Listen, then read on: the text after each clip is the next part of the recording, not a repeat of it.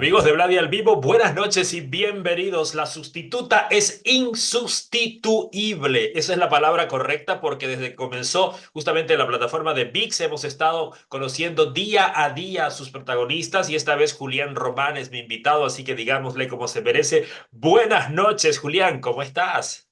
Muy bien, muchas gracias. Feliz de estar aquí en este espacio contigo. Oye, no, qué serie, por Dios, qué serie. No sé qué hacer ya con todo. Sí, estamos muy felices, estamos muy felices. Teníamos muchas expectativas porque primero, a mí me encanta Julio Jiménez desde siempre. Es la primera vez que trabajo seguido con un guión de él. Yo trabajé hace muchos años, tenía 12 años, 11 años, no me acuerdo, en una novela de él que se llamaba Sarabanda. Hice una participación muy pequeña. Eh, y pues tengo los mejores recuerdos, sobre todo por la construcción de textos tan maravillosa que tiene él. Es riguroso, eh, cada coma, cada acento, cada pausa. Entonces, volver a trabajar con un guión de él pues, ha sido una experiencia maravillosa. Bueno, la verdad es que sí, y este teniente, justamente Francisco Torres, es una figura que llega a tomar un peso muy importante, digamos, en la historia de Mabel, de Antonio, que es una historia que también se mueve en paralelo al de las dos protagonistas, pero que poco a poco, me imagino que sí, porque todavía me queda un buen trecho de la serie, ¿no? Se va a empezar a unir como algo que tiene que ver mucho con lo otro. ¿Cómo fue trabajar en Sí, esto, en este personaje en particular? pues la verdad es que como todo es tan psicológico, fue un trabajo sobre todo de mesa bastante largo con los directores y los productores. Todos los personajes de esta serie tienen unas características particulares. Están rotos por dentro, han tratado de curarse, de sanar, de salir adelante, pero el personaje de Mayida llega a lo poquito que estaba construido, lo desbarata y nos pone a todos los personajes a confrontarnos con nuestros problemas, con nuestras realidades y con la historia de Mayida. En el caso de Torres, él quiere atraparla, pero ella termina revolviéndole todo su pasado, toda esa historia que tiene este personaje de relaciones fallidas, de su incapacidad de amar a una mujer, de su incapacidad de hacer amigos. Entonces, trabajarlo fue muy bonito porque era en grupo. Entonces, esto no era simplemente yo con el director, sino saber lo de Mayida, saber lo de los otros personajes, lo de Rami, cómo se podía armar esto. Y ese trabajo de filigrana de la psicología de los personajes nos llevó a generar unas escenas maravillosas. Toda mi historia es con Rami, por ejemplo. Entonces fue muy bonito empezar a trabajar eso. Y lo que se ve en la serie, he podido ver, yo ya voy en el capítulo 23, si no estoy mal, 23, 24, Vamos se ahí, ve. vamos ahí. Yo Sí, estoy sí, igual, sí. 24. Lo que pasa es que, claro, tengo que dormir, entonces me doy cuenta y es la 1 de la mañana y es, ok, ya, chao. O paro o me dan las 5 de la mañana. Entonces genera eso. Y mi historia con Rami, con el personaje de Mabel es muy interesante porque ellos dos son como dos piedras que están a construir y se chocan, se destruyen, se conocen y terminan amándose, odiándose y terminan necesitándose. Entonces es muy interesante porque no es una simple historia, es que me gusta, no, es que Julio como le da la vuelta a los personajes, yo sentía que Torres amaba odiar a Mabel, entonces el juego era interesantísimo. Pero la verdad es que sí, todos demuestran, por un lado, mucha fortaleza y por otro Mm, lado, mucha debilidad también. Entonces, jugar con sí. con esos universos paralelos, ¿no? Entre, por ejemplo, tú eres una figura importante, un delegado de policía, un teniente, ¿no? Ujú. Que tiene un poder en sus manos, pero al mismo tiempo está la fragilidad del hombre, ¿no? De Francisco, del hombre que ha pasado por una desilusión amorosa, del hombre que está buscando volver a entender cuáles son las reglas del amor y a partir de ahí de repente enfoca este sentimiento en Mabel y en todo el conflicto que Mabel genera en su vida, que al comienzo obviamente no, Francisco no tiene un conocimiento de la magnitud de todo esto, pero que poco a poco al enterarse, pues prácticamente se vuelve una especie de protector. Y no estoy contando la historia, estoy diciéndole a la gente No. algo que ustedes van a descubrir con mucho detalle porque el señor Julio Jiménez es exactamente eso, genera un rompecabezas tan grande que ustedes van a ir uniendo capítulo a capítulo y van a decir esto no puede ser. Yo le hablaba ayer, antes de ayer, con Geraldine justamente y le decía, me cuesta saber quién es el bueno y quién es el malo en esta historia. ¿Te sentías igual, Julián? Y no, no, no, es que parte de esta premisa tan interesante que hace Julio y que se hace en la sustituta, es que siento que nos salimos del cliché de, de, del armado de una serie latina, ¿no? Donde tú desde el primer capítulo sabes quién es el bueno, quién es el malo, quién es el chistoso, quién es el uno, quién es el otro. Aquí no tienes idea de nada y lo digo por mi personaje. Mi personaje lo venden o se ve al principio como sí, el teniente, pero la gente empieza a descubrir una faceta de este tipo aterradora que nos pasaba a nosotros. Cuando nos llegaban los capítulos, nosotros, por supuesto, teníamos un chat de actores y era como, oigan, mire lo que terminó haciendo es, y hacíamos apuestas. A ver, ¿quién se muere en los próximos dos capítulos? Yo siempre apostaba en contra de Torres. Yo a Torres lo van a terminar haciéndole algo. Era muy divertido hacerlo y aparte, lo que te digo, eso nos empezó a llevar a un juego de, claro, aquí no hay buenos ni malos y hay momentos donde uno adora profundamente el personaje de Mayida por su fragilidad, por su historia y dos escenas después uno dice, pero a este personaje ya agárrenlo por favor y métanlo a la cárcel y a un manicomio de por vida no la quiero cerca. Y con Mabel, por ejemplo, pasa lo mismo, este personaje tan hermoso, esta psicóloga, tiene unos capítulos de una oscuridad profunda que a mí como espectador y en estos veintipico de capítulos que he visto, empiezo también como, uy, no, que esta señora está loca, ahora entiendo por qué es una psicóloga y por qué está metida todo el tiempo en ese psiquiátrico, esa señora debería quedarse ahí. Y ese juego de estos personajes los maneja Julio de una forma maravillosa, es que lo que él hace con las novelas y las series de intriga y terror, creo que es muy poquitos los libretistas latinoamericanos que puedan llegar a ese nivel. En medio de todo este conflicto y toda esta situación tan oscura, creo que hay dos situaciones que me parecen bastante divertidas. Y es la mancuerna que hay justamente entre Torres y Orjuela, ¿no? Estos dos personajes que si bien son dos policías, pero que al mismo tiempo siempre están teniendo diferencias y se están diciendo cosas y cosas que te alivian un poquito, ¿no? La tensión de todo el personaje junto con Jorge Monterrosas, que has hecho un trabajo impresionante los dos. Jorge, yo tengo la fortuna de conocerlo desde hace muchos años. Yo hice con él Francisco el Matemático por allá Mm, en el 91, 92, imagínate. de Y acuerdo. volver a trabajar con él ha sido de esos regalos que te da esta profesión. Y logramos algo muy, muy interesante y es eso, cómo logramos, que era lo que hablábamos en la mesa de trabajo, cómo logramos que ellos dos se vuelvan amigos sin perder que uno es un teniente y el otro es un sargento. Entonces, me acuerdo que Jorge dijo, claro, es que eso es lo más bonito. Cuando trabajan, Torres es el teniente y Orjuela es el sargento, pero cuando tienen que hablar de la vida, del amor, de los despechos, el que se sube es Orjuela y el que no tiene ni idea de la vida es Torres. Y ese juego se volvió muy, muy bonito porque empieza a generarse una amistad entrañable entre estos dos, un respeto en sus trabajos, pero sobre todo una amistad que los dos valoran profundamente y por eso se aguantan lo que se aguantan, porque el personaje de Torres realmente es un personaje bastante insoportable, todo el tiempo está como de mal genio, quiere que todo funcione perfecto, y Orjuela es el que lo va llevando, lo va llevando, se lo aguanta, se muere de la risa, pero cuando tienen esas escenas íntimas, este para hablando de la vida, del amor, del desamor, que la vida hay que seguir, eh, amé, esas escenas las amaba hacerlas con Jorge, y aparte pues que Jorge es un gran actor. Es una parte muy bonita que no quería dejar de comentar al respecto porque en todo lo que voy viendo, creo que también, voy por ahí también, capítulo 24 más o menos de los 51 capítulos, no se han visto dinámicas muy interesantes, digamos, entre los dos. Pero hay una galería de personajes de Julián Román que no puedo dejar pasar y esta es una gran oportunidad porque me he divertido mucho con tu personaje de Guillermo en De Brutas, nada.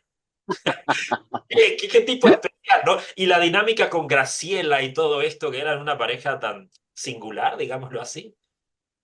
Esto, mira, yo siempre he dicho que yo he sido un afortunado y bendecido en este trabajo. Aquí existió una directora y gran actriz de teatro que se llamaba Fanny Mickey y hablaba de los ángeles invisibles de la luz. Y yo desde entonces les agradezco oportunidades como de Brutas Nada, por ejemplo. Por muchas razones. Primero, porque tú sabes que el tema del casting es muy complicado y cuando a ti te empiezan a meter en ciertos casting y te empieza a ir bien afortunadamente, es muy difícil que los productores y los directores te vean en otra cosa. En Colombia veníamos todos de series de narcos, yo llevaba como 4 o 5 series de narcos, ya la última era cómo le doy la vuelta, otra vez otro narco, pero entonces, ¿qué hacemos? Cuando aparece de Brutas Nada y aparece Rafa Lara, el director, y apuesta por mí en un personaje completamente diferente a lo que venía siendo, un ejecutivo que está aburrido, que quiere dedicarse a la cocina, con una familia disfuncional pero amorosa. Mi vida cambió impresionantemente, impresionantemente por todo. Llegar a mi primer día de grabación y conocer a semejante monstruo como es Diana Bobbio, hicimos un match impresionante. Me acuerdo que el productor nos decía, ustedes parece que se hubieran conocido de toda la vida y de verdad parecen un matrimonio de 20 30 años y la pasamos maravilloso, la pasamos fenomenal. Aparte, pues tener a Diana al lado para que me estuviera corrigiendo el acento, que a veces se me salía el colombiano de la nada y más cuando improvisaba, eh, fue de los regalos más bonitos. Esa serie tiene mis mejores recuerdos por todo el elenco, por José Pablo, por Carolina Ramírez, por Isa, por todo el mundo. Es que de verdad fue perfecta esa serie. En los momentos en que estaba mi vida, lo que pasó con De Brutas Nada y poder interpretar por fuera de lo que, del rango en el que me tenían, ¿no? Un tipo de casa, buena gente, nada que ver con el narcotráfico, un tipo que trabaja como en la bolsa, que me encanta que nunca estaba definido el que hacía, pero era como un tipo de la bolsa que se retira y se vuelve chef. Y eso a mí me ayudó también a experimentar nuevas motivaciones para interpretar. Un elenco colombo-venezolano, colombo-mexicano, para ser exacto. Colombo mexicano. Exactamente, que ustedes pueden ver ya inmediatamente si es que no han vivido la experiencia de Brutas Nada en la plataforma de Prime. Ahí están todas las temporadas y les aseguro que este personaje de Guillermo, como muchos otros personajes, los van a hacer pasar un muy buen momento. Es una serie muy recomendable, muy divertida y para un fin de semana, pues cala muy bien todo. Perfecta. Al momento que ustedes quieran, la pueden ver en familia también. Se discuten muchos temas sociales, sentimentales, etcétera, pero siempre con muy buen humor y con un tono muy bonito, digamos, como la serie lo sabe llevar. Pero hablábamos de los narcos y estos narcos han sido inevitables en tu carrera, ¿no? Por ejemplo, Joaquín Estrella en El Señor de los Cielos, pero también hablábamos de un personaje, no sé si decir icónico, viste que ahora tengo ese problema con que la gente no quiere ser icónica, pero hay gente que inevitablemente lo es. Lo logras, claro. Y Sí, Juan sí, sí. Gabriel fue un personaje que el 2016 te llevó a ser el protagonista de Hasta que te conocí. Hablemos de esa experiencia. ¿Estaba Juan Gabriel vivo en esa época todavía, no es cierto? ¿O no? ¿O ya no? Sí, sí, Juan Gabriel estaba vivo. De hecho, él estaba escogiendo absolutamente todo de su personaje y la serie. Y un poco resumido, lo que pasó es que mi manager, que es un volador y la amo, Ruby, se enteró que estaban buscando a Juan Gabriel y no lo encontraban y a Juan Gabriel no le gustaban los castings que le habían llevado. Y mi manager dijo, yo tengo un actor, mandamos el casting, le encantó. Se enteraron pues que yo no era mexicano, entonces ellos decían, no, queremos que sea mexicano, no, no es porque sea o colombiano, venezolano, paraguayo, boliviano, no, queremos que sea mexicano.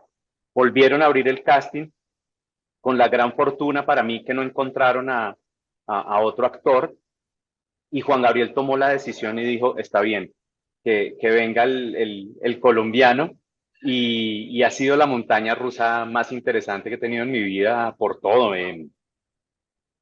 Interpretarlo a él vivo, sabiendo que estaba vivo, que estaba pendiente de todo, él escogía mi vestuario, él escogía absolutamente todo.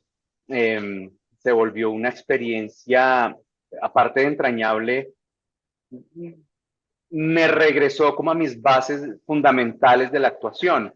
Esos meses fueron meterme completamente como cuando uno está en una obra de teatro con unos ensayos antes de un estreno, donde uno solo piensa en eso, todo el tiempo estás ensayando, todo el tiempo. Entonces yo no tenía tiempo para desconcentrarme. Entonces yo salía del set y me subía al carro y empezaba a escuchar las canciones que tenía que grabar al otro día, más las escenas, más escucharlo a él con el acento. Llegaba a mi casa, comía, ensayaba, me iba a dormir y al otro día eso. Y cuando se terminó la serie, eh, fue de los dolores más grandes que he tenido por el acercamiento tan profundo que tenía con la serie, con el elenco, con el personaje. Y a la vida le tengo que agradecer que pude hacerlo, porque gracias a Juan Gabriel pude hacer de Brutas. Por eso Lara me vio, Rafa Lara me conoció y me pudo invitar a de Brutas. Juan Gabriel le debo muchas cosas, le debo amor, le debo que poder conocer a Dolores Heredia, que era hoy sigue siendo mi actriz favorita del mundo mundial, y terminé trabajando con ella, teniendo escenas con ella. Entonces, eh, Juan Gabriel, esa serie en mi vida me partió mi carrera para bien. En Bolivia llegó a emitirse inclusive en televisión abierta, no solamente en plataformas, y fue Sí, un verdadero éxito. Juan Gabriel era un artista que visitaba con cierta frecuencia Bolivia y la ciudad donde vivo mucho más, Santa Cruz, a donde se dice que tenía inclusive algunos terrenos comprados acá, ¿no? Porque tenía la le intención encantaba, claro. de pasar fines de semana por acá y todo eso. Tiene muchos amigos en mi ciudad y bueno, tenía en todo caso. Y yo tuve la suerte hace algunos años atrás de conocer también a Carlos Jorvik, que fue quien hizo tu personaje Carlos, claro. joven, ¿no? Una persona con quien hasta ahora mantengo una amistad, ¿no? A distancia en ese sentido y también me contaba la experiencia de vivir justamente el más joven, ¿no? La versión más joven de El Juan más Gabriel, joven. a ti te tocó el adulto y el adulto Ajá. prácticamente es el que ya todos conocemos y tenemos en la memoria. Hubo que hacer un trabajo, me imagino, de campo muy fuerte para realmente sentirte en la piel de Juan Gabriel, sentir el tema de los gestos, de los movimientos, las canciones. ¿Las cantabas tú, las canciones? No, o sea, Yo doblado. cantaba encima de las pistas No, porque no, la tesitura de él es, no, totalmente. yo no llegaba jamás, jamás, y aparte tenía una voz prodigiosa. Y el color de su voz al mío era completamente diferente, y cuando yo hablaba yo tenía que subir un poco más el tono en las escenas porque mi voz es un poco más, bueno, es un poco más grave. Claro. Entonces, no, la voz de él siempre estuvo intacta en las canciones.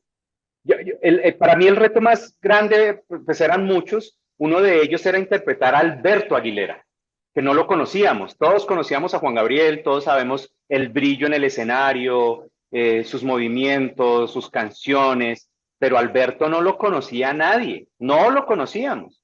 Entonces el trabajo fue muy bonito porque primero yo quería saber qué pasaba en México en esa época.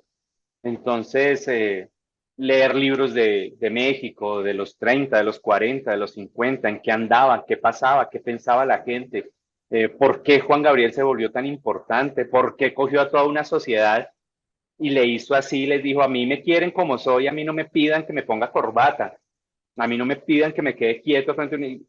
Entonces, conocer todo eso, primero me enamoré más de México y puedo decir que conozco cosas de México, me falta el 98%, pero ese 2% me llenó de un amor profundo hacia ese país y sobre todo conocer a Alberto. Alberto es un tipo que era todo lo contrario a Juan Gabriel. Sabía. Era introvertido, era muy eh, cuidadoso con sus amigos, a tal punto que si un amigo, por ejemplo, esas son anécdotas que conocí de él, si un amigo lo dejaba plantado y le decía, vamos a almorzar, y lo llamaba una hora antes, le decían, maestro, no llego, 3 años sin hablar con él, porque Ajá. para él era muy importante la palabra y sus amigos. Y eso fue lo que desencadenó la construcción del personaje hasta que te conocí. Obviamente tener en cuenta su postura, su tono de voz, su forma de hablar, pero sobre todo esta cosa de Alberto de ser todo lo contrario a Juan Gabriel, tímido, un poco miedoso a la hora de hablar de ciertas cosas, solo, con esa necesidad de querer tener una familia, pero ¿cómo tengo una familia en esta sociedad donde yo soy un tipo raro? Estamos hablando de los 60, de los 70 en México. Entonces eso nos llevó a un viaje maravilloso para poder hacer hasta que te conocí. Que no me escuchen mis amigos mexicanos, pero Julián Román haciendo a Juan Gabriel y Mágida Isa haciendo a La Guzmán. Claro, eso fue, eso, aparte me acuerdo que lo hablaba con mis amigos de México, entrañables, que quiero mucho, me decían, ha sido muy fuerte, llevamos tres seguidas donde no entendemos qué pasa. Primero Cantinflas con el actor español, que No, es maravilloso. Después llegaste tú, Juan Gabriel, y después llegó Mayida con La Guzmán. Entonces se me decía, ¿qué hacemos? Estamos, yo lo que resumo con eso es que por fin, el casting es algo global. Es cuestión de talento, no es cuestión de acentos, no es cuestión, es un casting global y eso es maravilloso. Eh, y eso nos abre las puertas a todos los actores de poder pensar, ¿y yo por qué no puedo ir a hacer una película en España con acento? Si logro el personaje, si logro el casting que necesitan, si estoy en el momento adecuado. Y yo creo que eso es muy importante y eso está pasando, creo, en todo el mundo, que se abren los castings. Antes eran súper cerrados, de si es colombiano es colombiano, si es tal, y ahora ya es un poco más abierto.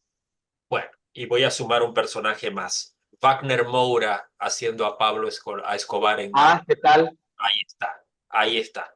Algo que jamás se hubiera pensado, aún más por ser un actor Claro, brasileño. y maravilloso.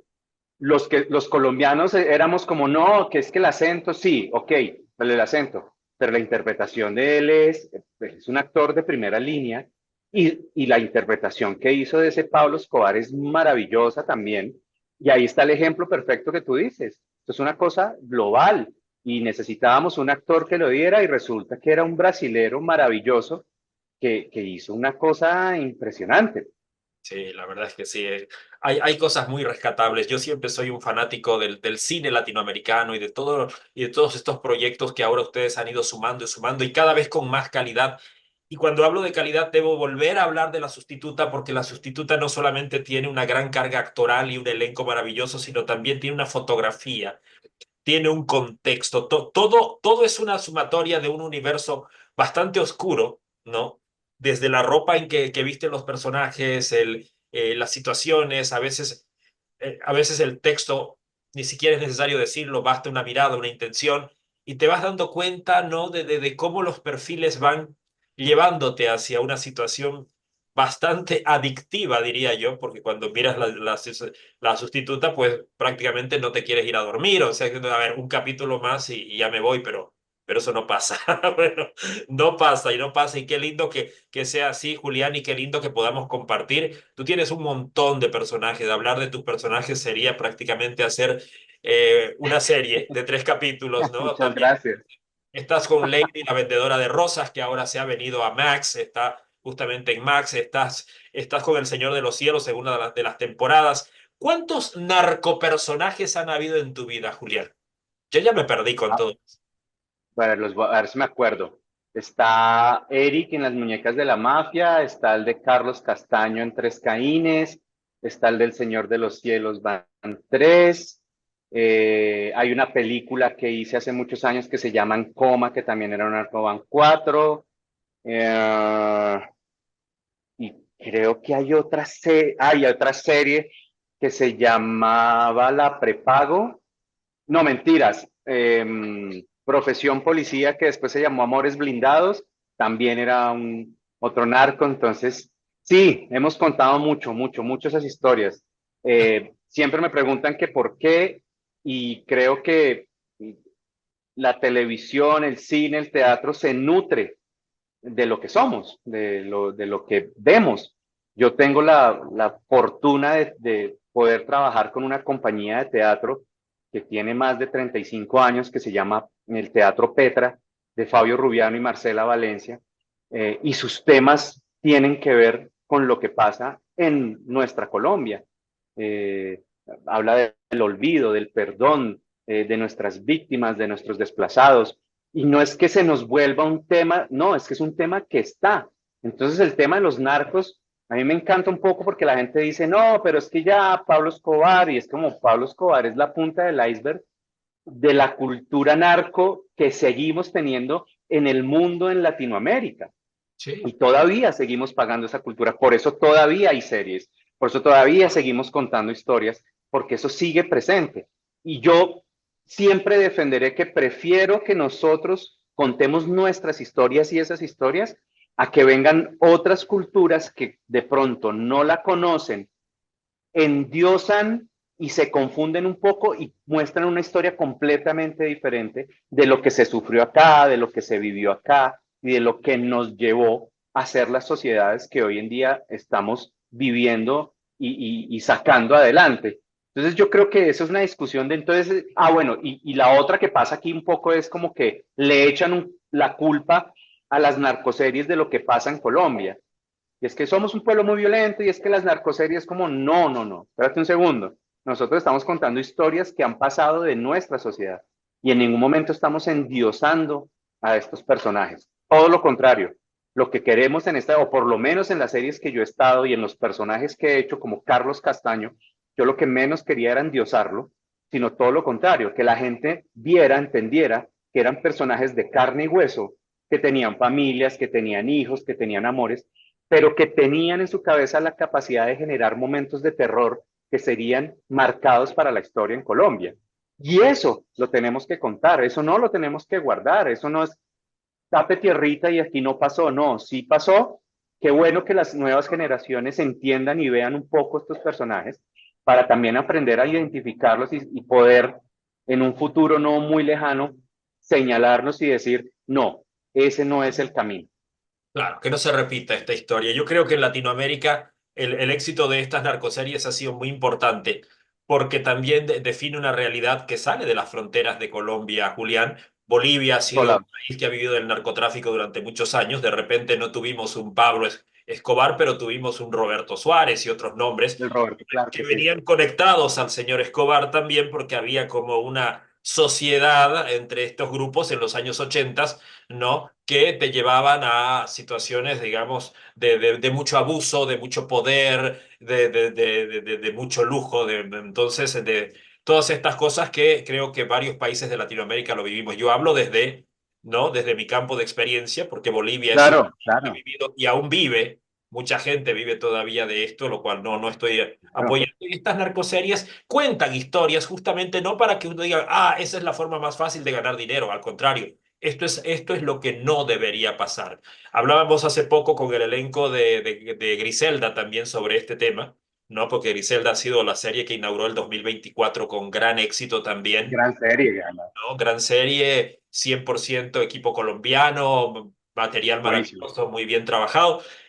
Y justamente era lo mismo, señores, esto hay que verlo con criterio, esto hay que De discutirlo acuerdo. en familia para que los más jóvenes entiendan de que esto que han conseguido ellos han tenido que pagar un precio alto y prácticamente ni siquiera lo han podido disfrutar, entonces no ¿No? sé. Y pasa en todo el mundo. Y si la gente es un poco rigurosa, Hollywood todos los años tiene una película del holocausto. Sí, Todos los años, todos los años. de lo que sea. Cuentan el holocausto y lo han contado desde los campos de concentración, desde los militares, desde las familias. ¿Por qué? No es que les parezca divertido, todo lo contrario.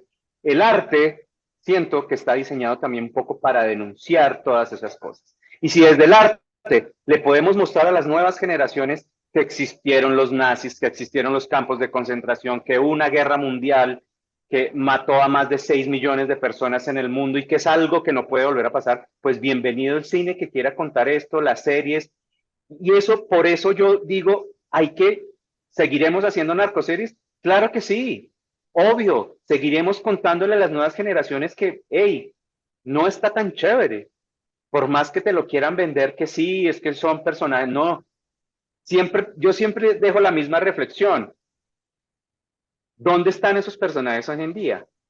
La mayoría están muertos, los que no están muertos están exiliados, los que no están exiliados están en la cárcel. Entonces no es un tema de que es que nosotros queremos venderle a la gente que esa es una forma de vivir. Nosotros no. La sociedad se ha encargado de que a las pocas oportunidades mucha gente piense que ese sea un camino. Y si nosotros desde una serie, desde una película, desde una obra de teatro le podemos decir a un joven o a alguien que está tentado a decir, bueno, este es el camino y que vea, no, no es tan chévere, vas a perder más que ganar. Entonces, pues bienvenidas las narcoseries y las películas, tenemos que contar esas historias y aparte de lo que tú dices, las hemos vivido. Yo no soy ajeno, a mí me tocaron las bombas de Pablo Escobar, aquí en Bogotá no nos dejaban salir a cine porque todos los días era, no, van a poner una bomba en Unicentro, van a poner una bomba. Y eso lo tenemos que contar, es que eso fue una zozobra durante muchos años. Hoy en día seguimos aquí con eh, grupos paramilitares, guerrilleros, bandas, eso hay que contarlo, porque ellos son hijos de toda esa época del narcotráfico. Verdad, es verdad. No, es terrible, pero es bueno. Y creo que el arte tiene una forma muy mágica de contar todo eso. De Basta que acuerdo, las personas puedan sentarse a mirar este tipo de contenidos y mirarlos con de criterio, acuerdo. ¿no? Y con entendimiento y el discernimiento de poder entender que la historia no se puede tapar. A mí me molestó mucho cuando en la época en que vino parte del elenco de La Reina del Sur a grabar algunas escenas para la tercera temporada y aquí hubieron reacciones que, ay, nos van a hacer quedar como narcotraficantes. Le digo, ¿y qué hemos sido en todo este tiempo?